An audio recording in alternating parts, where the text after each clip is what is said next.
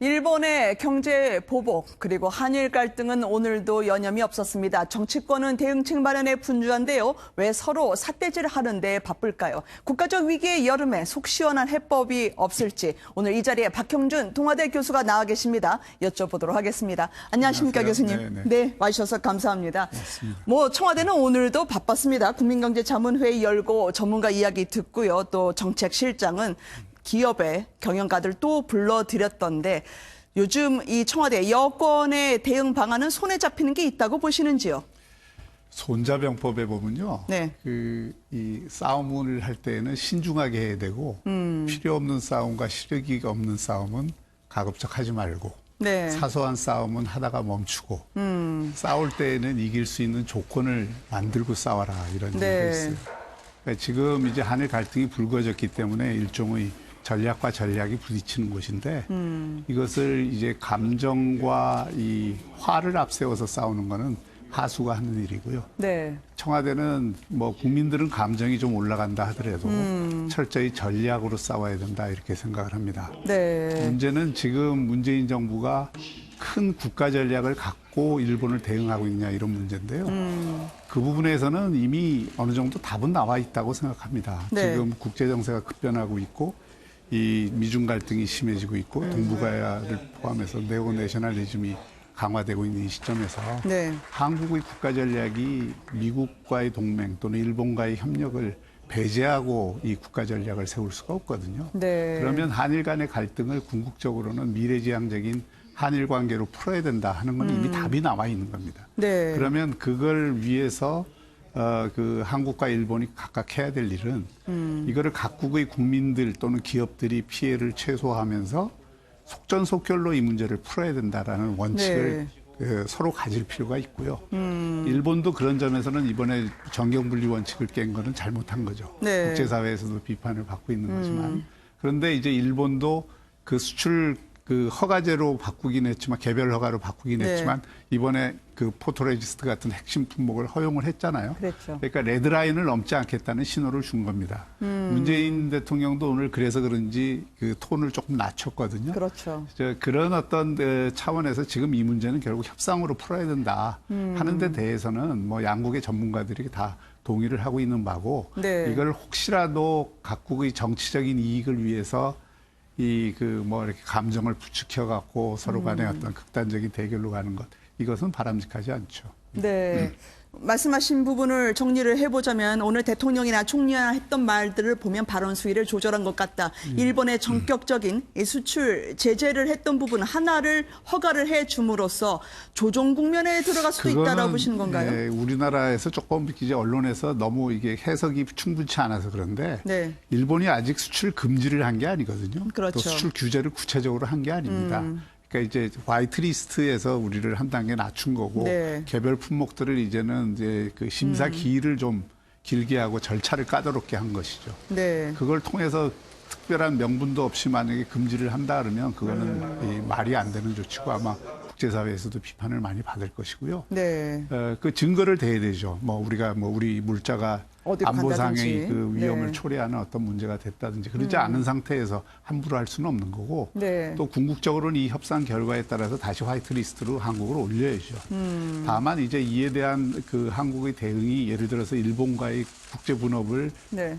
끊고 우리가 뭐 자력갱생하겠다 이런 식으로 대응하는 것도 뭐 물론 우리 부품 소재 산업을 키우고 그 경쟁력을 키우는 건 당연히 해야 될 일이고 네. 다만 그렇다 하더라도 지금 그 한국과 일본 또는 국제사회가 맺고 있는 가치사슬에서의 분업 관계가 끊겨지지는 않습니다. 네. 그리고 그런 접근이라고 하는 것은 뭐 지금이 1960년대 수입 대체 산업화 할 때도 아니고 네. 그러니까 그것은 이제 우리 이번 기회로 해서 우리도 과거 반도체나 전자산업이나 철강처럼 또는 조선처럼 일본을 앞지를 수 있는 부품 소재 산업의 경쟁력 강화의 계기로 삼겠다. 네. 여기까지는 오케이. 그러나 이거를 마치 일본과 한국 경제를 서로 간에 이게 단절이 가능한 경제처럼 네. 바라보고 하는 것은 바람직하지 않죠. 네. 마치 자력갱생하지 않으면 애국심을 가진 자가 아닌 것처럼 특히 이제 대기업에 대해서도요. 중소 기업들 이런 부품들을 채택하지 않았기 때문에 그동안 1위 하면서 뭐 했냐라는 식의 이야기들이 여권 일부에서 나오곤 했었거든요. 이게 2019년을 살고 있지만 저희가 지금 1592년으로 다시 돌아간 것 같은 그런 생각이 든다는 분들도 적지 않거든요. 저는 이 한일 간의 갈등을 그 불가피하게 하더라도 네. 한국이 국제사회에서 다시 평가를 받고 일본에도 아베 총리의 정책에 대해서 반대하는 그룹들이 많고 전문가들이나 언론에서도 비판적인 의견들을 많이 내잖아요. 그럴 때 이제 한국이 그 국제사회나 일본에 대해서도 호소력을 가지려면 네. 한국 자체가 오히려 품격 있게 이거를 접근을 해야 되고요. 그리고 논리를 갖고 접근을 해야 됩니다. 네. 그리고 합리적 대안을 갖고 접근을 해야 되고 그런 면에서 지금 여권 일부에서 네. 무슨 불매운동이라든지 또는 마치 19세기 말과 같이 이게 제로섬 게임으로 가려고 한다든지 네, 네. 예, 이런 식의 이제 뭐 죽자사자 게임으로 본다든지 뭐 홍준표 대표도 얘기했지만 이걸 축구 경기나 야구 경기처럼 승부가 확 갈리는 이런 것으로 보고 접근을 하는 것은 상당히 네. 단선적인 접근이고 그건 일본이나 다른 국제사회가 보더라도 한국의 접근이 성숙하다 이렇게 보지를 않을 겁니다. 네. 지금 핵심은 결국 국가 간 신뢰를 푸는 문제로서 징용 문제에 대해서 답을 가져오라고 하는 일본의 신호거든요. 네. 그리고 9월 달이 되면 사실 그 신일본 제철이나 이런 데에서의 어떤 그 재산을 매각하는 조치가 예, 일어나게 되면 정말 네. 그건 그때부터는 걷잡을 수 없는 상황이 갈 수 있는 거잖아요. 그러니까 이게 협상의 그 시한이 그렇게 길지 않습니다. 또 네. 일본도 9월 달, 10월 달에 이제 그 수출 그 규제에 관해서 허가 조치가 집중돼 있기 본격적으로 때문에 가죠. 네. 그 전에 문제를 풀어야 됩니다. 풀려면은 우리가 이제 합리적 대안을 좀 가지고 네. 협상에 그 임할 필요가 있고 일본에 대해서도 그런 부분에 대해서 그 합리적인 방법으로 이 정경 분리 원칙을 살려가면서 하도록 네. 이렇게 그 만드는 외교력이 필요한 거죠. 지금. 네.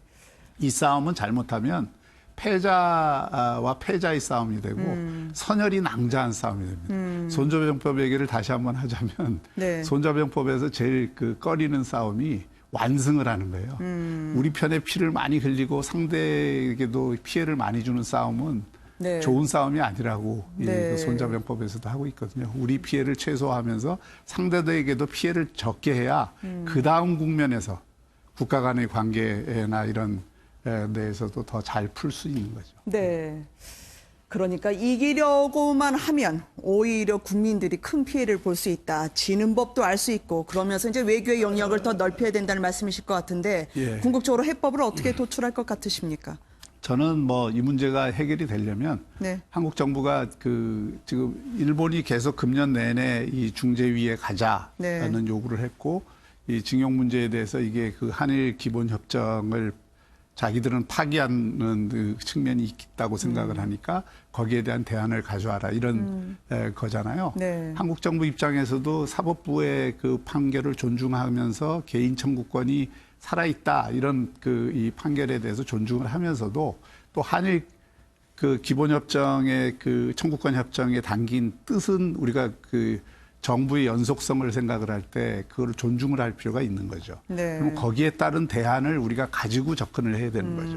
무조건 이거는 우리 사법부 독립이니까 우리 나몰라. 네. 이거는 우리 어떻게 할 수 없다. 이렇게 하는 거는 비엔나 협정에서 얘기하고 있는 국가 간의 약속이 국내법 규정에 우선한다는 거에도 맞지 않는 거거든요. 그러니까 네. 그리고 이 문제를 풀려면 결국 국가 간 신뢰 문제를 풀어야 되잖아요. 네. 그러니까 그런 문제는 이 정부 들어와서 위안부 합의를 파기했다든지 또는 징용 판결이 그런 어떤 국가 간의 문제를 발생했다든지 이런 건데 그런 것에 대한 어떤 대안을 갖고 접근을 하면 네. 일본도 무조건 뭐 이렇게 무식하게만 나올 수는 없는 그런 상황이라고 생각을 합니다. 네. 이제 뭐 일본과 우리 기업이든 아니면 우리 정부까지 함께한 2+1이든 그러면 우리 지금 여권 내에서는 외교적으로 어떻게든 그걸 풀고자 하는 의지가 있다고 보이시는지요? 저는 정치권 내에서 다 얘기해 보면 그런 생각들을 갖고 있을 거예요. 다만 네. 이제 누가 먼저 그런 안이라는 거는 뭐 공개적으로 할 필요는 없는 거고요. 정부가 갖고 있는 협상안을 네. 갖고 일본하고 협상을 해서 거기서 마무리를 하면 되는 거죠. 네. 워낙 공개적으로 보이는 거는 기업들을 앞세워서 만나고 있다든지 국민들에게는 피부로 안 와닿고 이벤트성으로 보인다든지 국민 감정을 선동하는 부분, 자극하는 부분이 있어서 더더욱 불안감을 갖고 계신 분들이 많을 것 같아서 말씀을 드렸던 거였어요. 예, 그러니까 우리 국민들에 대해서도 정부가 지금 네. 이게 무슨 옛날처럼 죽창 들고 싸우는 그런 시대가 아니잖아요. 네. 그리고 그것이 지금 이번에 뭐 그 중구청에서 불매운동 한다고 그 관에서 그래 놓으니까 오히려 네. 국민들이 그거를 저지하잖아요. 그렇죠. 우리 국민들이 생각보다는 굉장히 성숙합니다. 그리고 지금 이 정보가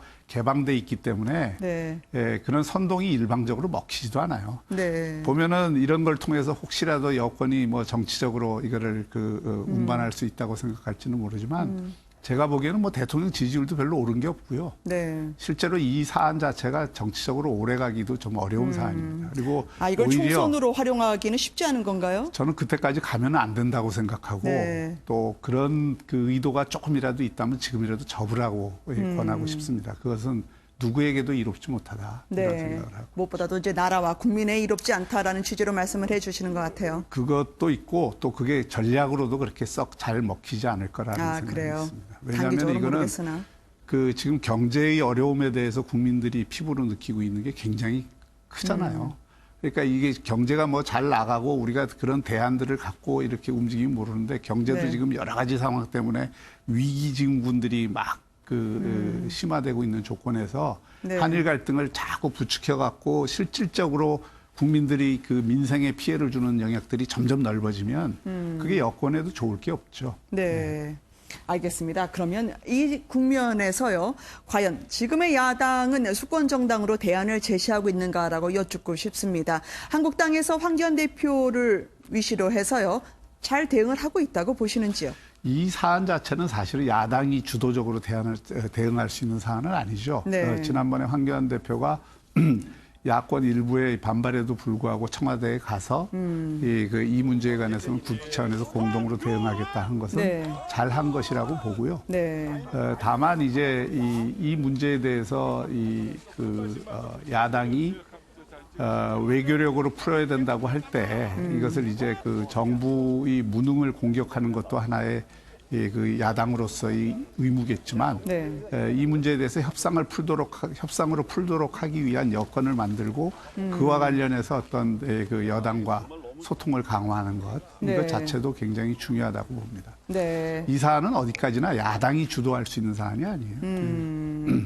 무엇보다 이제 황교안 대표를 보면서요, 이제 많은 분들이 특히 이제 교수님께서는 변화와 결단이 필요할 것 같다라고 말씀을 해주셨는데, 과연 그분으로부터 이것을 기대할 수 있는가? 친박에게 비친 것 없다라는 다소 방어적인 그런 발언부터 시작해가지고요, 관료처럼 기존 질서를 지키는 데 능하지만 이분이 순발력으로 새로운 환경, 결단할 수 있는 분인가? 특히 보수 통합에서요, 그런 의문을 던지는 분이 있었거든요. 어떻게 보시는지요? 그 당대표로 등극한 이후에 몇 달 동안은 이제 국민적 기대도 있고 네. 또 상당히 그 안정감도 보여주고 또 보통 그 다른 분야에 있다가 이 새로운 리더로서 부상한 분에게는 가수요가 형성이 되게 됩니다. 네, 네. 그래서 상당 부분 그런 것으로 끌고 갈 수 있는데 이제 몇 달이 지났잖아요. 네. 그럼 이제 정말 자신의 이 실력과 내공을 보여줘야 되는 요 국면인데 네. 요 국면에서 몇 가지 좀 이렇게 실책들이 있었던 것 같아요. 그래서 제가 보면 우리나라 유권자들은 보수 진보를 막론하고 대한민국이 대단히 역동적으로 살아온 나라이기 때문에 변화와 결단을 하는 리더십을 원합니다. 네. 그게 꼭 진보 쪽에만 그런 걸 원하는 게 아니라 보수 쪽에도 그냥 이렇게 침대 축구하듯이 그냥 이렇게 눌러 앉으려고 하는 거에 대해서는 보수층도 싫어해요. 네. 그러니까 그런 면에서 이제 황교안 대표가 더 이상 이제 그런 이 안정적인 네. 또 관리형 리더로서의 모습이 아니라 이 변화와 결단을 보여주는 리더로서 새롭게 등장해야 될 때가 왔다고 생각합니다. 그런데 네. 그렇게 하기 위해서는 가장 큰 이슈가 뭐냐? 결국은 지금 뭐 국정에 관련된 여러 가지 이슈, 특히 경제와 관련해서도 굉장히 중요한 이슈들이 있지만 아마 하반기 정국에서 특히 내년 총선을 앞두고 있기 때문에 가장 큰 폭발적인 이슈, 이 이슈가 될 것은 역시 야권 재편과 네. 그 안에서의 어떤 이 통합의 문제라고 생각합니다. 네. 이런 문제들에 대해서 이제 어떤 리더십을 보여주느냐 네. 하는 게 대단히 중요한 관전 포인트가 되겠죠. 그러니까 많은 분들이 묻는 게 보수의 재건이 목표냐 아니면은 본인 자신의 대망론, 대권 도전이 목표이냐에 따라서 이 본인이 보수의 길, 비전을 던져줄 수 있는가라고 묻고 있을 것 같은데요. 나경원 원내대표 같은 경우는 어제 유승민 의원 이야기를 했습니다만 그 안에서 희망이라는 거를 품어볼 수 있는 건가요? 방법이 지금 그 방법밖에 없죠. 왜냐하면은 그래요? 이제 기존의 이 자유한국당이 혁신을 제대로 해서 지금 국민들에게 희망을 줄 수 있는 주도적인 대안 세력이 됐다면 네. 굳이 뭐 통합을 안 하더라도 사람들이 그리로 몰려들겠죠. 근데 지난 2년간 탄핵 이후에 아직도 탄핵의 그늘은 굉장히 깊은데 네. 그 속에서 자기 혁신의 모습을 제대로 보여주지 못하면서 일부 이제 문재인 정권의 실정에 대해서 굉장히 비판을 하는 보수 핵심 지지층은 어느 정도 붙잡고 있지만 네. 그 확장력은 지금 보여주고 있지 못한 거거든요. 그러니까 오히려 이제는 전략을 거꾸로 써야 될 때가 됐다. 네.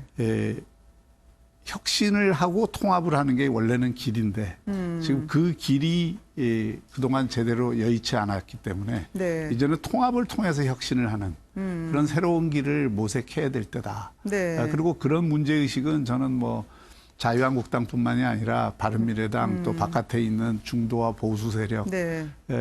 전체에 걸쳐서 굉장히 중요한 화두이고 또 네. 문제의식이라고 생각합니다. 이거를 과연 이제 얼마나 운반할 수 있느냐 하는 게 지금 차기 리더십을 네. 꿈꾸는 사람들의 공통의 과제가 되겠죠.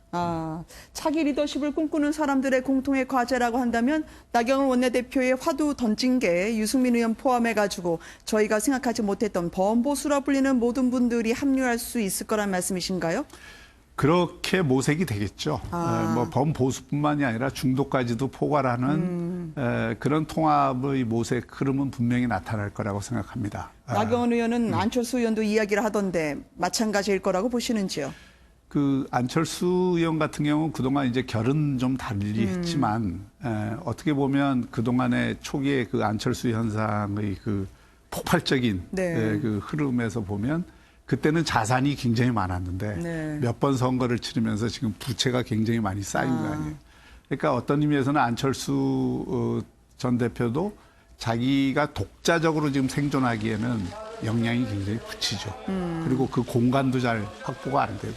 네. 근데 오히려 지금 여야가 국민들에게 더 조금 이렇게 만족을 못 주고 네. 특히 야권 전체가 지금 어떤 의미에서는 좀 치우쳐 있을수록 안철수라고 하는 정치인이 갖는 포지션, 네. 또 안철수라고 하는 그 정치인이 갖는 브랜드나 이런 것들은 오히려 부각될 수 있는 환경이 조성이 된 그래요? 거예요. 그러니까 저는 그걸 안철수 대표가 정치를 앞으로 할 거면 네.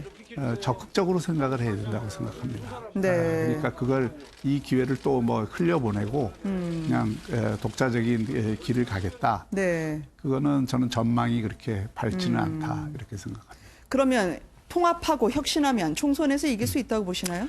제일 중요한 건 그 통합이 어떤 과정으로 일어나느냐가 중요하고 네. 그 통합이라는 거는 결국 이제 노선의 문제, 가치의 문제 그리고 현실적인 어떤 이해관계를 조정하는 문제 네. 이런 것들이 다 있기 때문에 허들이 굉장히 많다고 생각합니다. 그러니까 이 허들을 과연 넘을 수 있느냐에 대해서도 지금 낙관할 네. 수는 없는 거죠. 네. 만약에 그 허들을 넘어서서 그런 어떤 혁신에 가까운 통합을 한다 그러면 네. 그것이 공천혁신으로 이어질 수 있겠죠. 그리고 그 공천혁신이 이루어지면 네. 내년 총선에서는 야권도 지금의 여권과 대응할 수 있는 네. 그런 어떤 힘을 어느 정도는 갖는다고 봐야죠. 근데 한간에서는 당의 핵심 지지 기반이었던 대구 경북 지역을 마치 흥정거리 삼아서 공화당과 지역구 나누게 하는 게 아니냐라는 측면의 문제제기도 있었었거든요. 통합 안에는 우리 공화당도 들어갈 수 있는 건가요? 저는 공화당이 우선순위는 아니라고 생각합니다. 네. 공화당은 지금 어떤 의미에서는 조금 이제 분열해서 나간 세력이고 또 어떤 의미에서는 우리 전체 정치 지형에서 좀 치우친 부분을 네. 대변하고 있는데 그건 또 아무런 감동이 없죠. 자유한국당에서 분열된 세력하고 다시 통합을 네. 한다 하더라도 그거는 이제 그 오른쪽 지형에서 주로 일어나는 일이기 때문에 지금 핵심은 결국 내년 총선에서는 제가 보기에는 우리 유권자 가운데 한 30%에서 40%까지는 네. 여러 가지 그 상황에 따라서 유동할 수 있는 스윙 보트층이라고 봐요.